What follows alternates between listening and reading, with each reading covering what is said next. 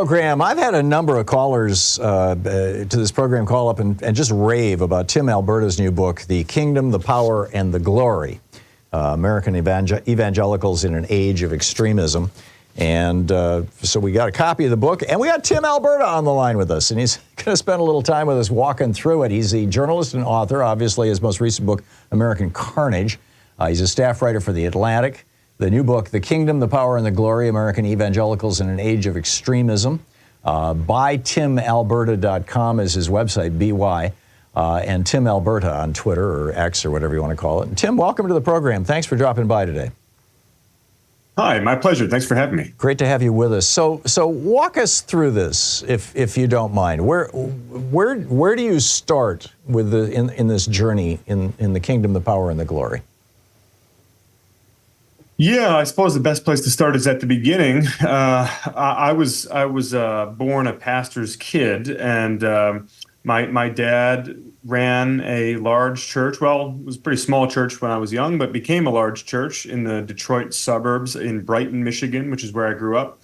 And I was always a faithful follower of Jesus. I still am. As I grew older, I began to become a bit disillusioned with just the institutions of Christianity in this country, and that set me off on some soul searching to do. But I never really thought I'd write about any of that, any of my own struggles with the church. But when my dad died very unexpectedly about 4 years ago, I faced something rather unexpected, which was basically some confrontations, some ugliness at his funeral from folks who I'd grown up with, folks at the church who I'd known my whole life, who didn't really think that I was a Christian anymore because of the way that I'd criticized Donald Trump, my writings about the Republican Party, and that was an eye opener for me. Not that I didn't realize that there was some of that dark underbelly of the church, but that it was hitting now so close to home. And on an occasion such as that one, it sort of, it hurt and it bewildered me, but it was also very eye-opening and sort of set me out on this journey.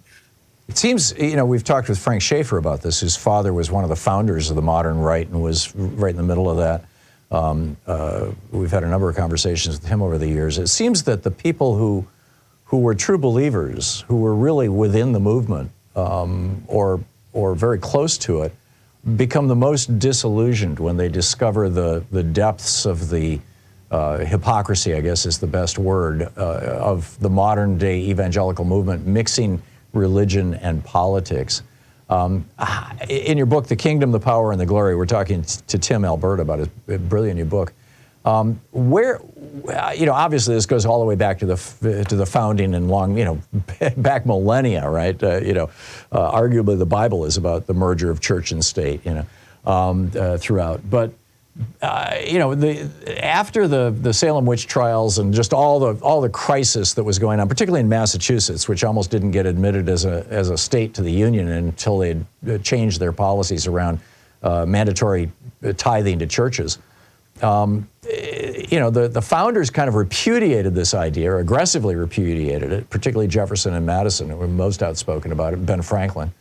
But now there's been this more recent move to integrate church and state, to aggressively integrate church and state. Where is the foundation of this, and how do you see this having reshaped both church and state in America, and why should we be concerned about that? A lot there, I'm sorry. Yeah,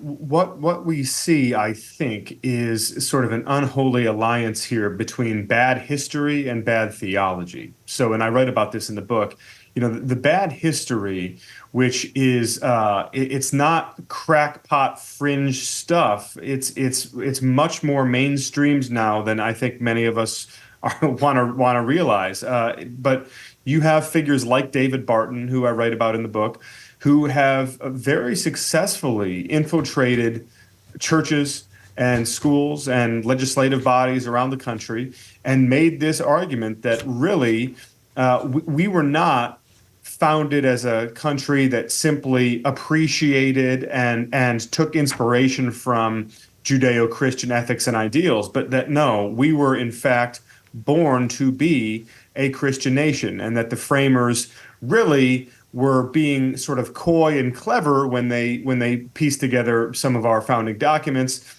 And they were doing one big wink and nod at us, but in fact, they intended us to be a Christian nation, and that really it should be our goal as Christians to reclaim America as an explicitly Christian nation. That Christians should be not only making their voice heard in the public square, but that this should be a government of Christian laws, that our institutions should be run by Christians, and that the country is for Christians. That is sort of the great, reclamation project for many on the modern right, whether it's David Barton and Chad Connolly with their American Restoration Tour, or Michael Flynn with his Reawaken America tour. That is very much the common goal here.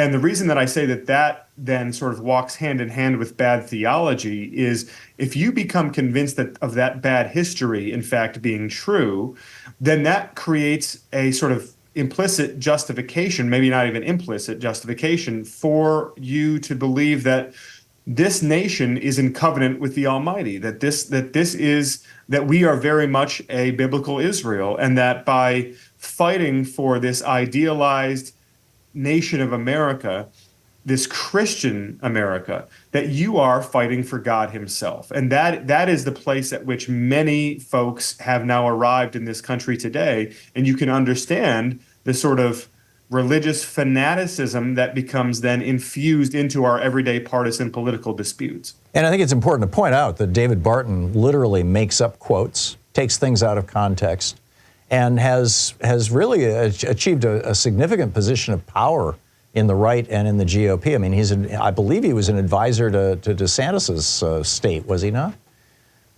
I'm not sure if he had an official affiliation with DeSantis, but he ran Ted Cruz's super PAC in 2016. He's the former vice chairman of the Texas Republican Party. He has deep ties to the Republican Party. Right. So you've got a political party here now that's trying to say basically God is on our side, and if you believe in God, you need to be with us. An awful lot of that was not the case pre-1980. Was it not the Reagan campaign that really embraced, the Falwell, the Ralph Reed crowd and brought them into the GOP, or was there something that preceded that? No, I mean, that's mostly right. I mean, what you're looking at in the 1970s is really sort of the formation of the modern religious right, and that's happening in different settings. You've got mega churches and televangelists who are becoming more powerful and raising a lot of money and suddenly using direct mail and TV and radio to reach the masses and organize them, mobilize them, fundraise from them. And then you've got Christian colleges popping up, some of which are really becoming more aggressive in their sort of aims to not just offer a Christian education, but to kind of serve as a training ground for the culture war and to use those universities to advance more partisan aims. And then you've got organizations, activist organizations on the right that are forming, that some of which, many of which actually are really quite secular in nature, but they see the opportunity, they sense that the missing piece of the coalition here to put Republicans in a more advantageous position electorally is to mobilize the millions of fundamentalist Christians who have not been voting traditionally, because it's easy to forget now, but that was for generations really the sort of the separatist practice in fundamentalism, was that many fundamentalists believed it wasn't even their job to vote, that they were citizens of heaven, and therefore they don't have to concern themselves with civic duties such as voting and politics.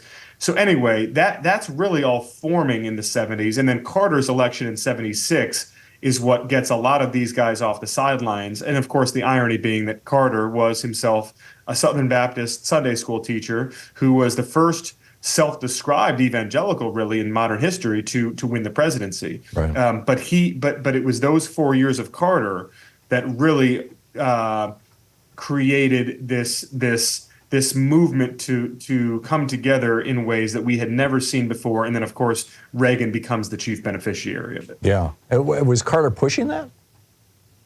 Was he pushing what? The idea that, hey, I'm a Christian, you're a Christian, vote for me because I'm a Christian. I thought he kind of backed away from that quite a bit. Carter actually, in some ways, he did a little bit of both. He almost tried to have it both ways, because he would, in certain audiences, wear it quite openly on his sleeve. But then he would also give interview. He gave the interview to Playboy magazine very famously, where we was trying to, which of course the great irony was that interview to Playboy in '76. Jerry Falwell Sr. really seized upon that and held it up as evidence, Exhibit A, of the nation's decline, its civilizational moral decay. And then 50 years later, in 2016, it's Jerry Falwell Jr. posing with Donald Trump in front of a framed cover of Playboy in his Trump Tower suite. That on the same day that Falwell Jr. had vouched for Trump's character in front of this ballroom full of evangelicals in New York. So that story, that 50-year arc there, tells you a lot about where we've been. What an irony. And welcome back. We're talking with Tim Alberta, his new book, The Kingdom, the Power, and the Glory. So, Tim, how would you describe the America that these people are trying to bring us? I mean, I get it that there are many people who are kind of on the sidelines and they're just basically using Christianity as a tool. They're basically hypocrites. I would probably put people like Ted Cruz and Marco Rubio in that category. But there are also some people who, the Mike Flynns, who are very, very committed to turning America into a Christian-only nation. And, it reminds me of Adolf Hitler's making Archbishop Mueller the Archbishop of the Nazi Reich, Mueller, who committed suicide at the end of the war over the horrors of it all. But who had successfully integrated Christianity into both his political party and his governance.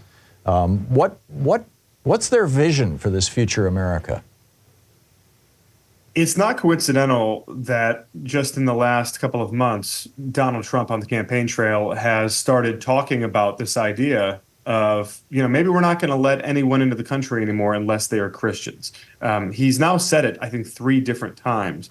And that's interesting because obviously my book had already gone to press at that point, but I was constantly picking up chatter from sort of the Trump orbit, people who are in his ear, people who will certainly be in the inner circle in a second Trump administration, who are now talking in very concrete terms about what does it look like to actually Christianize America. So is that a declaration of state religion? That's, what's interesting is that, that idea spooks a lot of people, but that would actually be sort of tame in comparison to now obviously it would be of historic import, and it would be hugely significant as a symbolic thing. My point is that you actually now have some other ideas circulating around the Trump world where they are talking about banning anyone coming into the country unless they pass a religious litmus test. There are conversations about the ways in which the White House would operate that I think are almost so fantastical that that saying them out loud without the proper sourcing would be irresponsible on my part. But I'll say it this way. Michael Flynn is, I think, very likely to be intimately involved in a second Trump administration should Donald Trump be elected in November. Right. I think some other people who have been a part of this world, some of the names we've named, David Barton, some others, Chad Connolly, Clay Clark, other individuals who are deeply invested in this sort of Christian nationalist reclamation cause, however you want to think about it, they will play a major role in a second Trump administration. And you're asking, well, what does that look like? We don't exactly know, but some of it, I would argue much of it, revolves around this idea of sort of recapturing the post-World War II, 1950s, Leave It to Beaver America that they believe was when we were kind of closest to achieving our manifest destiny as a godly and as a pious Christian nation. Right, which coincided with putting, in God we trust on the coins and everything else. So, that's right. We're talking, Tim, you can hang on for another 5 minutes, right? Tim Alberta is with us. We're talking about his new book, The Kingdom, the Power, and the Glory. Tim, you and I were just talking a moment ago about, the vision for a new America that these guys are holding, and you suggested that they kind of want to take us back to Leave It to Beaver 1950s when, they thought things were more godly and, they were putting the In God We Trust on the coins and all that kind of stuff. But it seems like there's a much darker aspect to this. I mean, you've got states now passing laws, these bounty laws that people can track down women who've had abortions and sue them. You've got the Attorney General, Ken Paxton of Texas, who has now gone to 2 different states and demanded that they provide records of any care to transgender people in those states to him in Texas so that he can, if there's family, so he can basically harass people. I mean, this is not the friendly Christianity that I remember of the 1950s. I was a big fan of Billy Graham's Crusades when I was a little kid. This is not that Christianity, or is it? No, well, listen, I think what we have to recognize is perhaps the biggest change that we've seen in American Christianity, certainly in this past generation, but I would argue maybe even over the past 50 or 60 years. There's always been this fear of kind of being under siege, that one day they would come for us, they being the outside world, the secularists, the progressives, the pagans, the government, that they are one day going to put Christianity in the crosshairs, and that we'd better be ready for it because there's going to be a fight between the good, God-fearing, Bible-believing Christians and all of those wicked people on the outside who want to come for us. That stuff has always sort of been floating out there in the ether, and I think depending on the level of maturity and seriousness of the Christian, they either buy into that kind of thing or they don't.